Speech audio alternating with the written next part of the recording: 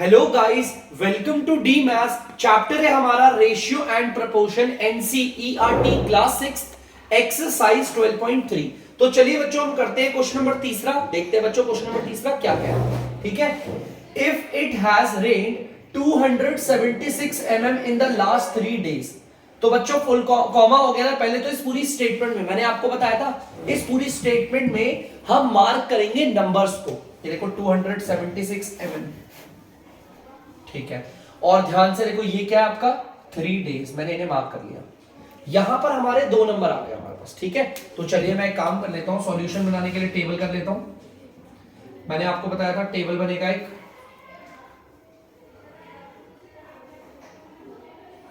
तो टेबल बना लेते हैं बच्चों, ध्यान से देखना। ठीक है, यहां पर टेबल बना दिया हमने। ठीक है, यहां टेबल बना दिया और यहां पर ऐसे 2 कॉलम छोड़ देते हैं और यहां पर कह देते हैं लाइन। ठीक है बच्चों, ये 276 mm क्या है? ये है साइज ऑफ रेन। इस पूरी लाइन का मतलब बताता हूं बच्चों। If it has rain 276 mm in the last 3 days, मतलब कि पिछले, लास्ट मतलब का मतलब जो बीत गए 3 दिन है, पिछले 3 दिनों के अंदर अंदर हमारी जो बारिश हुई है वो 276 mm हुई है। बारिश का साइज बता रखा है हमारे को, है ना। तो ये तो हमारा क्या है, ये तो हमारा टाइम हो गया, डेज हो गए, है ना। एक तरफ तो हमारे डेज आ गए, ठीक है। और ये हमारा क्या है, साइज ऑफ रेन। ये हमें रेन के बारे में बता रखा है, आप रेन भी लिख सकते हो, बारिश के बारे में बता रखा है। ठीक है, ये हमें बता रखा है बारिश के बारे में, और ये बता रखा है कितने दिन हमें बता रखा है। तो पिछले 3 दिनों में बारिश किस हिसाब से हुई है, 276 mm। तो ये 276 mm हमें रेन का बता रहा है, इसलिए हम इसे रेन वाले में लिखेंगे mm। और ये जो 3 days है वो हम अपने डेज वाले में लिखेंगे 3 days। ठीक है, चलिए अब आगे देखते हैं। How many centimetre of rainfall in 1 full week 7 days, वो कह रहा है। अब देखो मैंने क्या बोला था, अब आपको जो भी नंबर दिखेंगे आप उसे नोट कर देना, ये नंबर। अब यार ये 7 days कहां पर आएंगे, एक बात बताओ, ये 7 days यहां इस वाली लाइन पाएंगे या ऊपर रेन पाएंगे? जाहिर सी बात है नीचे आएंगे ना। क्वेश्चन कह रहा है अगर पिछले 3 दिनों में बारिश 276 mm हुई है तो अब अगले 7 दिनों में बारिश किस हिसाब से होगी। तो ये सेंटीमीटर क्या है सर बाद में बताऊंगा, पहले तो आपको ये देखना है। ठीक है, अब आपको पता है पूरा बॉक्स बना हुआ है, सिंपल सा ही है, वही है सेम। आप देखोगे 276 mm अपॉन में 3 days इक्वल, ऊपर क्या आएगा नहीं पता तो बॉक्स बना लेता हूं, नीचे आएगा 7 days। ठीक है, ये फ्रैक्शन और ये फ्रैक्शन। तो बच्चों ऊपर क्या आएगा हमें नहीं मालूम, मैं बना देता हूं x। ठीक है, चलो एक काम करते हैं क्रॉस मल्टीप्लाई, ये वाला और ये वाला पार्ट मल्टीप्लाई कर देते हैं। ठीक है बच्चों, और ये वाला और ये वाले पार्ट को मल्टीप्लाई करते हैं। अब मैं देखूंगा किन दो में वेरिएबल आ रहा है, इन दोनों में वेरिएबल आ रहा है या फिर इन दोनों में आ रहा है। अरे वेरिएबल तो इस वाले में और इस वाले में आ रहा है ना, तो जिन दो में वेरिएबल आ रहा है उन्हें मल्टीप्लाई करके लिखते हैं लेफ्ट में। 3 days मल्टीप्लाई बाय ये x इक्वल, देखो इस वाले को और इस वाले को मल्टीप्लाई करके इधर लिख दिया, एरो दिखा रहे हैं ना, ये क्रॉस मल्टीप्लाई करते हैं। इस वाले को और इस वाले को मल्टीप्लाई करके यहां लिख देते हैं 276 mm इनटू में 7 days। चलो देखते हैं आगे। ठीक है, अब आपको पता है ये वाला पार्ट अगर इधर देखोगे, ये वाला पार्ट मल्टीप्लाई हो रहा है, उधर जाकर क्या होगा डिवाइड। दिखाता हूं, ये देखो x आ गया 276 mm मल्टीप्लाई बाय 7 days। ध्यान से देखना 3 days इधर आते ना, इधर आते देखो यहां पर क्या हो रहे थे, मल्टीप्लाई हो रहे होते, तो इधर से उधर जाके क्या होगा डिवाइड।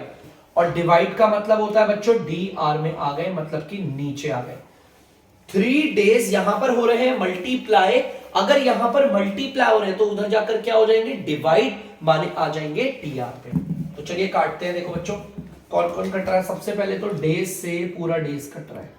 पता है इसलिए आसानी से क्यों कट रहे हैं ऊपर नीचे, क्योंकि ये मल्टीप्लाई हो रहा है। ठीक है, अब देखो ध्यान से, यहाँ पर 3 और ये 276 है, मुझे लगता है ये दोनों के दोनों 3 के टेबल से कटते हैं। देखो कैसे, ये दोनों के दोनों 3 के टेबल से, ये कटता है 1 बारी पे, ये कटता है आपका 92 बारी पे।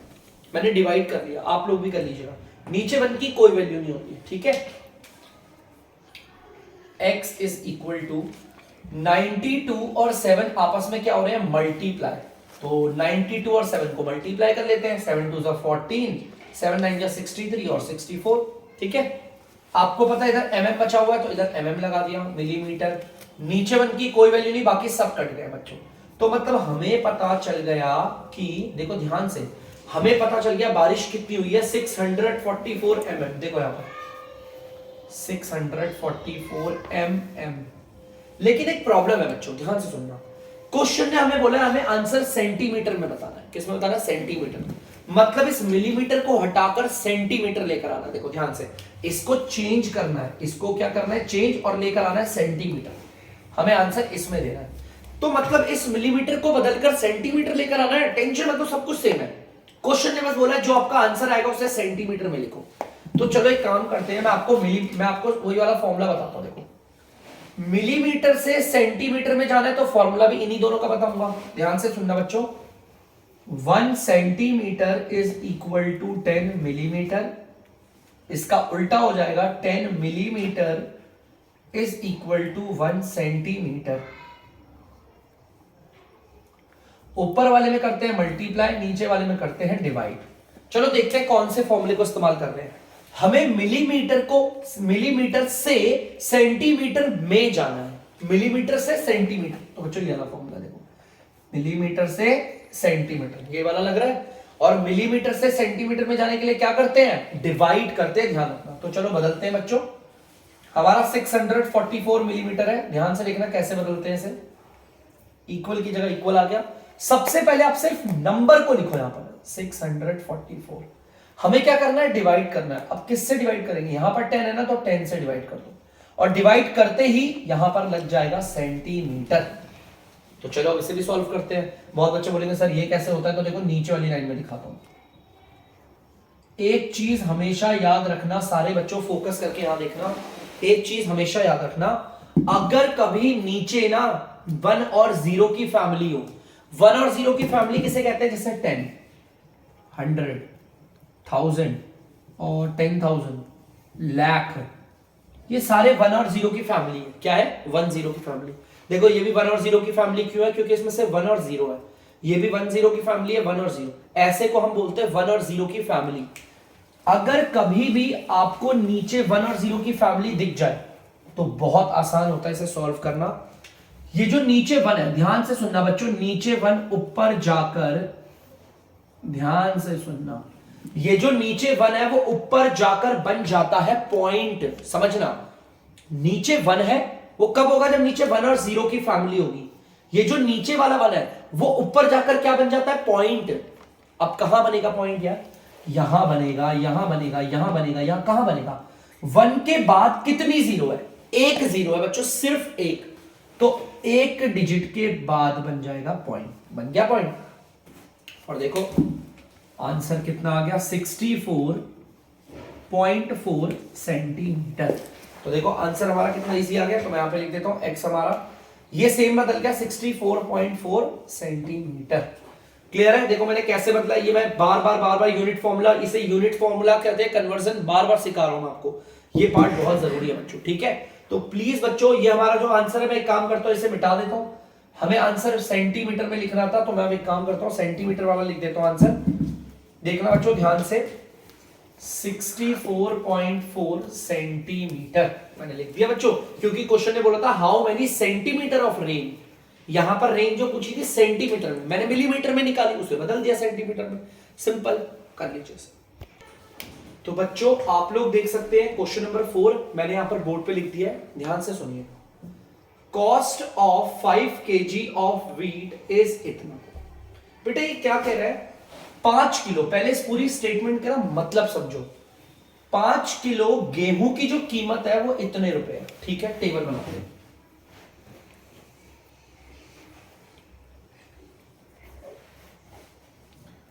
ध्यान से सुनना, टेबल बनाते हैं, ध्यान से सुनना, ध्यान से, ठीक है। तो मैंने आपको बोला था कि मैं पहले एक स्टेटमेंट को पढ़ूंगा और जो जो भी मुझे नंबर दिखेंगे मैं उन्हें अंडरलाइन कर दूंगा। जैसे कि 5 kg मतलब कि 5 किलो, और देखो ये रुपये, 91 रुपए 50, 91.50 रुपए, ठीक है। अब यार ये क्या है 5 केजी, जाहिर सी बात है ये क्या है, हमारा गेहूं है, वीट है ना। 5 किलो क्या है हमारे पास, वीट है, एक तरफ हमें वीट दे रखा है, और ये क्या है उसकी कीमत है, ये क्या भाई उसकी कीमत है, बोल लो प्राइस है, कॉस्ट बोला हुआ है। समझ में आना चाहिए कि यार ये जो दे रखा है 5 केजी वो क्या है, गेहूं है तो, और ये जो दे रखा है वो क्या है, उसकी कीमत है, ठीक है। तो गेहूं कितना है 5 किलो, तो ये गेहूं में लिखूंगा 5 किलो, और ये कीमत है रुपया 91.50, ठीक है। चलो अब ए पार्ट में क्या बोला है, what will be the cost 8 KG of wheat, मतलब कि 8 किलो गेहूं की कीमत कितनी होगी। यहां पर देखो मेरा नंबर क्या है, हमारा न्यूमेरिकल क्या है 8 केजी।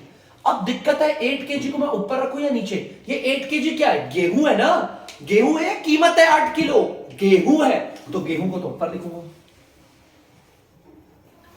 हमें कीमत निकालनी है इसकी, बड़ा सिंपल है। देखो सेम ऐसे करेंगे, 5 केजी अपॉन में, ये देखो ध्यान से देखना, 5 केजी अपॉन में ये रुपया 91.50 इक्वल 8 केजी अपॉन में, नहीं पता नीचे क्या आएगा तो बॉक्स बना लेते हैं, और आपको पता है अगर नहीं मालूम हमें नीचे क्या आएगा हम मान लेते हैं x, ठीक है।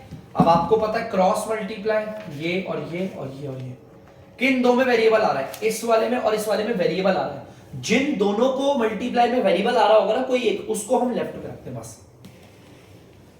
5 केजी मल्टीप्लाई बाय x, देखो इस दोनों मल्टीप्लाई कर दिया इक्वल, इस वाले को मल्टीप्लाई करके यहां लिख देते हैं 91.50 मल्टीप्लाई बाय 8 केजी, ठीक है। अब ध्यान से सुनना, जैसा कि आपको पता है 5 केजी इधर हो रहा है मल्टीप्लाई, ठीक है, क्योंकि हमें x की वैल्यू निकालनी है ना, तो इसे अकेला करना पड़ता है, अकेला करने के लिए इसको उधर भेजना पड़ेगा, तो समझेंगे 5 केजी इधर मल्टीप्लाई हो रहा है तो उधर जाकर क्या होगा, डिवाइड, माने की आ जाएगा, देखो 5 केजी को मैं यहां नहीं उतारूंगा, माने की आ जाएगा बच्चों हमारा dr पे, ये कि नीचे 5 केजी इधर मल्टीप्लाई होता है तो वो नीचे आ जाएगा डिवाइड 5 केजी, ठीक है। तो चलो इसे काटते हैं, ध्यान से देखना बच्चों, केजी से केजी कट गया, 5 के टेबल से ये कट रहा है तो जल्दी से काट लेते हैं बच्चों, ये और ये दोनों 5 के टेबल से कटते हैं, ठीक है। अब बहुत बच्चों को बोलेगा सर हमें नहीं पता 91.50 कैसे कटता है ना, बहुत बच्चों को दिक्कत होता है, तो देखो मैं आपको बताता हूं, ध्यान से देखना, 91.50 सबको पता है ये 5 के टेबल से कितनी बारी में कटता है, इसे काट के दिखाता हूं, पॉइंट को भूल जाओ, देखो बच्चों ध्यान से, अगर मैं इस पॉइंट को भूल जाऊं तो ये 9150 है तो उसे उतार देता हूं, एक काम करो इसे 5 से डिवाइड करो, 5 1 जा 5, 4 आ गया और ये 1, 5 8 जा 40, इकट्ठा ही 1, 5 3 जा 15, इकट्ठा और ये आ गया 0, 5 0 जा 0, कैंसिल हो गया, कट गया, मतलब 1830 पे आ रहा है। अब देखो पॉइंट कितने के बाद है, 2 के बाद है ना, तो यहां पर 2 के बाद पॉइंट लगा दो, 1 2, यहां पर था ना पॉइंट 2 डिजिट के बाद था, ध्यान से देखना, 1 डिजिट 2 डिजिट के बाद पॉइंट था, तो ऊपर भी 2 डिजिट के बाद पॉइंट लगे, 1 और 2 लगा दिया, तो पता चल गया कितनी बारी में आ रहा है। तो ध्यान से सुनना, ये आता है 5 के टेबल में 1 बारी पे, और इसको डिवाइड करा कितनी बारी पाया, 18.30, ठीक है, बहुत सिंपल है, ध्यान से सुनना, x की जगह पर x आया, इक्वल की जगह पर आया इक्वल, ये 18.30 और 8 आपस में हो रहे हैं मल्टीप्लाई।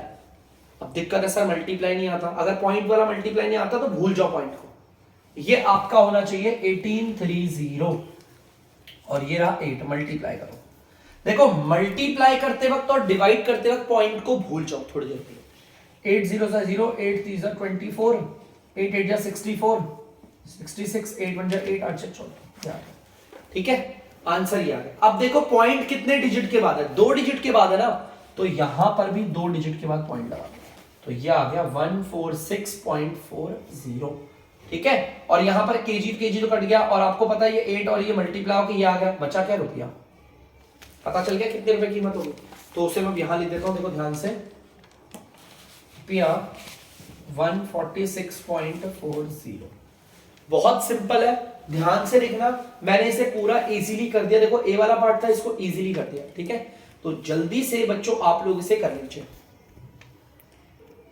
तो बच्चों आप लोग देख सकते हैं बी वाला पार्ट, देखो वही टेबल बना रखा है मैंने, बाकी सब हटा दिए, what quantity of wheat can be purchase in इतना, मतलब इतने रुपए में कितना गेहूं आ जाएगा।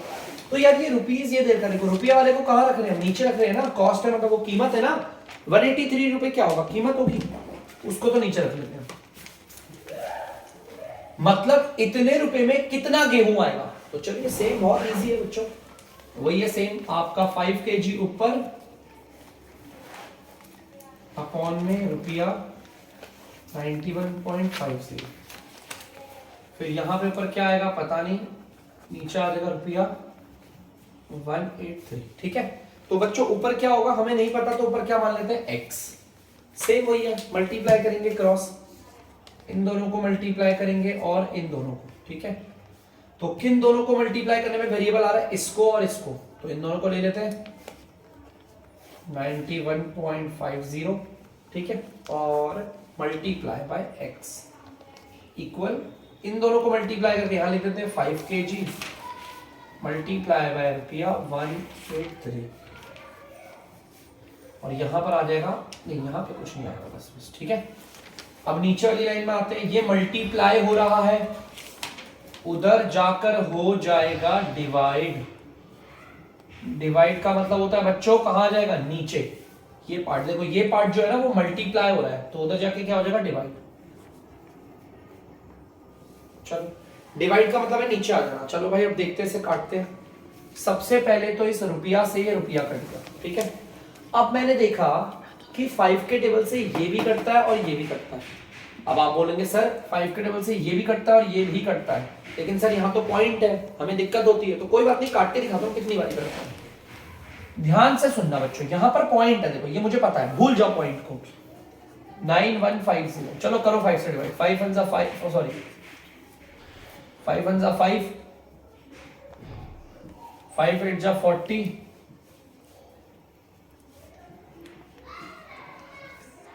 5 3 15, 5 0 0, कट गया। देखो अब देखो पॉइंट कितने डिजिट के बाद था, 2 डिजिट के बाद। अगर यहां पर 2 डिजिट के बाद है तो आंसर में भी 2 डिजिट के बाद पॉइंट आता है। ठीक है, तो हमारा पता चल गया कितनी बारी में कट रहा है। तो अब काटते हैं, ये 5 के टेबल में कटता है 1 बारी पे और ये कटता है 18.30 बारी पे। ठीक है, अब एक काम करते हैं बच्चों, ध्यान से अब नीचे उतारते हैं। यहां पर 183 और केजी बचा, 183 और ये बचा केजी, और नीचे क्या बचा बच्चों, 18.30। अब बच्चों ध्यान से सुनना, ऊपर वाले पे तो कोई भी पॉइंट नहीं है, लेकिन नीचे वाले पे पॉइंट है। दिख गया, ऊपर वाले पे कोई भी पॉइंट नहीं, लेकिन नीचे वाले पे थोड़ा सा देखो ध्यान से, ये देखो यहां लिख देता हूं, ऊपर वाले पे कोई पॉइंट दिख रहा है नहीं, लेकिन नीचे वाले पे पॉइंट है। तो पहले तो ऊपर वाले पे पॉइंट लगाओ, नीचे वाले पॉइंट में पॉइंट के बाद 2 डिजिट है, 1 डिजिट 2 डिजिट, तो ऊपर भी पॉइंट के बाद 2 जीरो बनाना, जीरो के अलावा और कोई नंबर मत बनाना। ठीक है, अब सही है, ऊपर वाले में भी पॉइंट है, नीचे वाले में भी पॉइंट है। ऊपर वाले पॉइंट में 2 डिजिट है, पॉइंट के बाद यहां पर भी पॉइंट के बाद 2 डिजिट है। ऐसे केस में सेम सेम होने पर पॉइंट से पॉइंट हट जाता है। देखो कितना आसान हो गया, लास्ट की 0 से लास्ट की 0 कट गई, ये पूरा का पूरा 183 के टेबल में आता है। ये भी कटता है 183 के टेबल में और ये भी कटता है 183 के टेबल में। 183 कितनी बारी में आएगा, 1 बारी पे, और ये कितनी बारी पाएगा, 10 बारी पे। ठीक है, तो बच्चों x हमारा कितना आ गया, 10, और ध्यान से देखना x इज इक्वल 10 बचा, और यहां पर क्या बचा, kg, मैंने kg लिख दिया। नीचे 1 की कोई वैल्यू नहीं होती, तो बच्चों यहां पर हम अपना आंसर लिख देंगे 10 kg। ठीक है, बड़ा सिंपल सा आंसर हमारा 10 kg है। तो हमें पता चल गया इतने रुपए में हम कितना गेहूं खरीद सकते हैं, 10 किलो गेहूं। तो बच्चों जल्दी से कर लीजिए। तो बच्चों आप लोग देख सकते हैं क्वेश्चन नंबर 5 हमारा, तो देखते हैं क्वेश्चन नंबर 5 क्या कह रहा है। The temperature dropped 15 degree Celsius in the last 30 days, बस फुल स्टॉप तक पढ़ेंगे। क्वेश्चन कह रहा है हमारा लास्ट 30 डेज मतलब पिछले 3 दिनों में जो बीत गए 30 दिन है बेटा, लास्ट 30 डेज का मतलब होता है बीते हुए 30 दिन। पिछले 30 दिनों में ना हमारा टेम्परेचर कितना ड्रॉप हुआ है, ड्रॉप का मतलब होता है गिरना, कम हो जाना। 15 डिग्री सेल्सियस कम हो गया, और याद रखना जब भी टेम्परेचर गिरता है माने कि कम होता है, तो उसका मतलब ठंड बढ़ रही है। ठीक है, जैसा कि आपको पता है नवंबर का महीना है, ठंड बढ़ रही है ना, तो पिछले 30 दिनों में टेम्परेचर 15 डिग्री सेल्सियस कम हो गया। ठीक है, तो भाई मैं तो एक काम करता हूं, इसको लगा देता हूं 15 डिग्री, नंबर को अंडरलाइन करो, और ये हमारा 30 डेज। एक तरफ बच्चों हमें डेज दे रखी है और दूसरी तरफ हमें बता रखा है टेम्परेचर। ठीक है, तो जल्दी से टेबल बना लेते हैं। चलिए,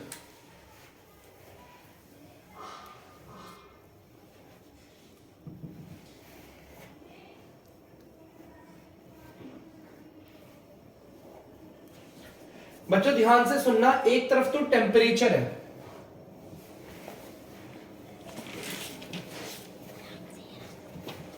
और दूसरी तरफ यहां पे 30 डेज, मतलब ये डेज दे रखे हैं।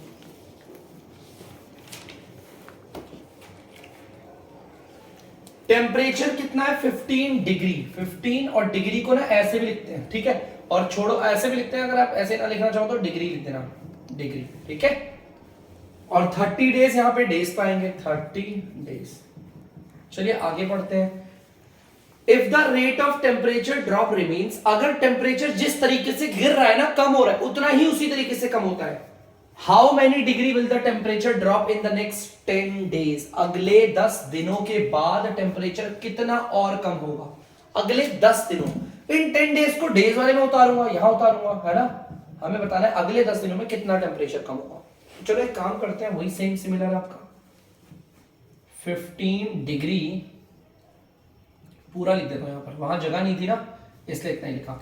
नीचे आएगा 30 डेज, यहां पर कुछ भी नहीं है, बॉक्स बना लिया, और नीचे आएगा 10 डेज, और यहां पर पे हमने बना लिया x। ठीक है, तो ये भी क्रॉस मल्टीप्लाई और ये भी क्रॉस मल्टीप्लाई। देखो बच्चों, इन दोनों में तो वेरिएबल दिख रहे हैं, दिख रहे हैं, देखो ये रहा वेरिएबल, है ना, तो इन दोनों को मल्टीप्लाई करके यहां लिखेंगे 30 days multiply by x, equal की जगह इक्वल आ गया, और इस वाले पार्ट को और इस वाले पार्ट को मल्टीप्लाई करके लिखेंगे इधर 15 डिग्री मल्टीप्लाई बाय 10 डेज। ये बच्चों इन दोनों को, जिन दो में वेरिएबल होते हैं ना, उन्हें मल्टीप्लाई करके लेफ्ट पे रखते हैं, बाकी दो को मल्टीप्लाई करके राइट पे डाल देंगे। अब आप लोगों को पता है ये वाला पार्ट इधर हो रहा है मल्टीप्लाई, तो उधर जाकर हो जाएगा डिवाइड, माने कि बच्चों कहां जाएगा, dr पे, माने कि नीचे। देखो देखो देखो देखो, ये 30 डेज यहां। चलिए अब इसे भी सॉल्व कर लेते हैं।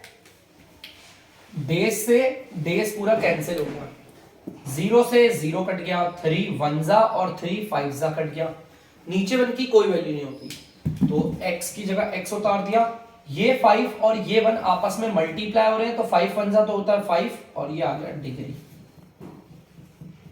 तो बच्चों हमारा आंसर आ गया है, तो हम यहां पर लिख देते हैं कितना, 5 डिग्री। इसका मतलब क्या है बच्चों, ध्यान से सुनना, अगले हमारे आने वाले जो 10 दिन होंगे, उन 10 दिनों में टेम्परेचर कितना कम होगा, 5 डिग्री और कम हो जाएगा। जल्दी से उतार लीजिए बच्चों।